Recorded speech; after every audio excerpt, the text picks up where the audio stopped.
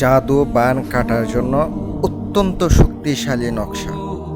যেই নকশা প্রয়োগ করবেন, যত বড় শক্তিশালী জাদু হোক না কেন, যত বড় কুফরি করুক না কেন, ঠাস ঠাস করে কেটে যাবে।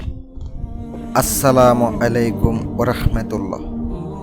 তান্ত্রিক মহাগুরু কবিরাজ চ্যানেলের পক্ষ থেকে স্বাগতম। আজকে আমি আপনাদের সামনে বান কাটার জন্য কাওয়ানো তাবিজ নিয়ে আপনাদের সামনে হাজির হলাম। শুরু থেকে শেষ পর্যন্ত ভিডিওটা দেখবেন। যদি আপনার ভালো লাগে, শুরু থেকে শেষ পর্যন্ত ভিডিওটা দেখে তারপরে ভিডিওটা ডাউনলোড করবেন। যদি অনলাইনে থাকা অবস্থায় দেখেন, আমার অনুমতি থাকবে। অনেকে ডাউনলোড করে দেখেন, আমার চ্যানেলে ভিউ হয় না। যদি ডাউনলোড করে দেখেন, অনলাইনে থাকা অবস্থায় একবার দেখে পরে ডাউনলোড করে নিয়ে তারপরে কাজ করবেন। আমার পক্ষ থেকে অনুমতি থাকবো, দোয়া থাকবো যেন কাজ করে সফল হইতে পারেন। যদি কাউরে কুফুরি করে থাকে, আপনাকে করে থাকুক, আপনার পাশের বাড়ি কাউরে করে থাকুক, আপনার বন্ধুর উপরে করে থাকুক, যদি ফ্যামিলির কারোর উপরে এই ধরনের সমস্যা দেখা দেয়, সত্যি যদি হইয়া থাকে, নিমিষের মধ্যে কাটটা যাইব। যদি আপনি যোগ্য সৎ ব্যক্তি হয়ে থাকেন, আল্লাহর রহমতে কাজ করবেন, কাজ টাস টাস করে কাটতে যাইব। আর যারা দূরের থেকে এই ধরনের সমস্যায় আছেন, কঠিন সমস্যা করছে, কেউ কাটাইতে পারতেছে না, আমার সাথে যোগাযোগ করবেন।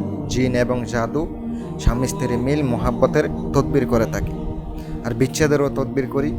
ভালো লাগলে ফোন দিবেন, ইমো হোয়াটসঅ্যাপে যোগাযোগ করবেন। আমি কিন্তু কাজের খরচ নিয়ে থাকি।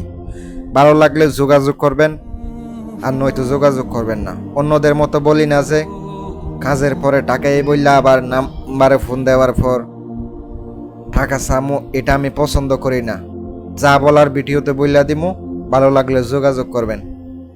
তাবিজটা দেখতে পাচ্ছেন, শনিবার মঙ্গলবারের দিন লিখবেন যার উপরে জাদু করা হয়েছে। ছেলে হইলে ছেলের নাম, বাবার নাম, মেয়ে হলে মেয়ের নাম, মার নাম, এগুলো লিখতে হবে।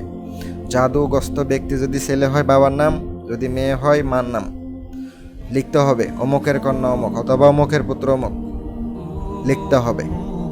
তারপরে মেশকো জাপান কালি দ্বারা লিখবেন পাক পবিত্র অবস্থায়।